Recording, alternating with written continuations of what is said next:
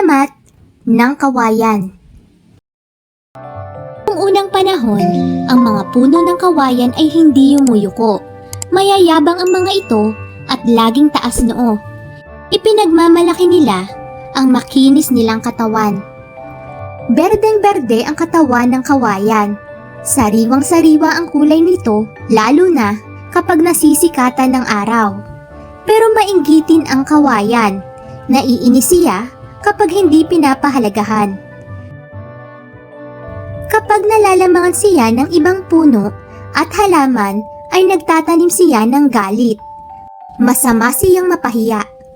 Tumatawag siya ng kaibigang handang maghiganti upang maiangat lang ang narumihan niyang pangalan.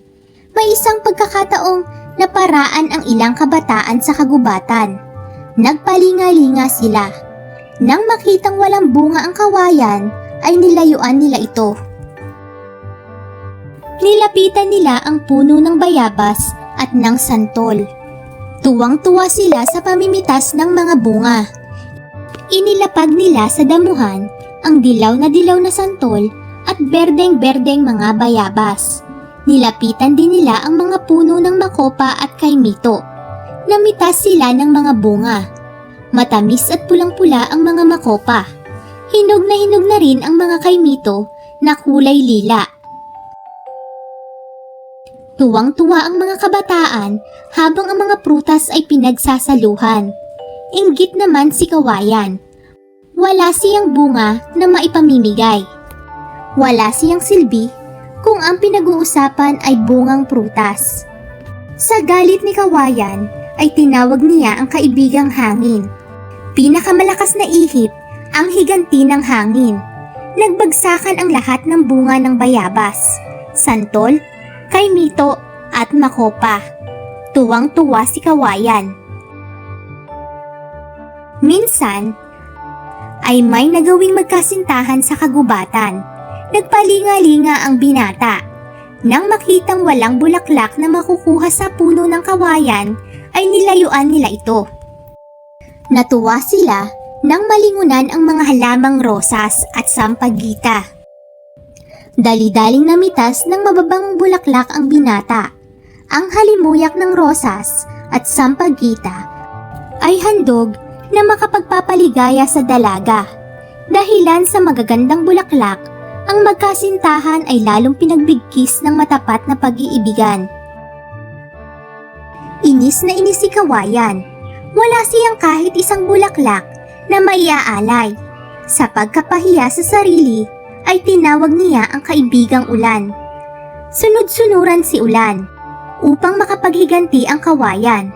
Pinalakas ni ulan ang kanyang mga patak. Nasira ang mga tangkay ng magagandang bulaklak na rosas at sampagita. Palihim na napangiti si kawayan. Isang tanghaling tapat ay may dalawang matandang nahapo sa paglalakad. Upang makapagpahinga, naghanap si Lolo Guillermo at si Lola Jovita ng punong may malalabay na sanga. Hindi man lang nila napansin ang mga sanga ng kawayan, pagkat makikitid ang mga dahon nito. Natuwa sila nang matanaw ang malalapad na puno ng banaba. Sumilong sila rito para may masilungan sa init ng sikat ng araw. Napansin ito ng nakasimangot na kawayan. Nang makaalis na sina Lola Jovita at Lolo Guillermo ay tinawag ni kawayan ang mga kaibigang tagak. Iginanti ng mga tagak ang inggiterong kawayan sa pamamagitan ng pagpigtal ng lahat ng dahon ng banaba. Nakalbo ang kaawa-awang puno na lubhang ikinagalak ni kawayan. Lingid sa kaalaman ni kawayan, nakarating kay Bathala ang pagiging mainggitin at mapagmataas niya.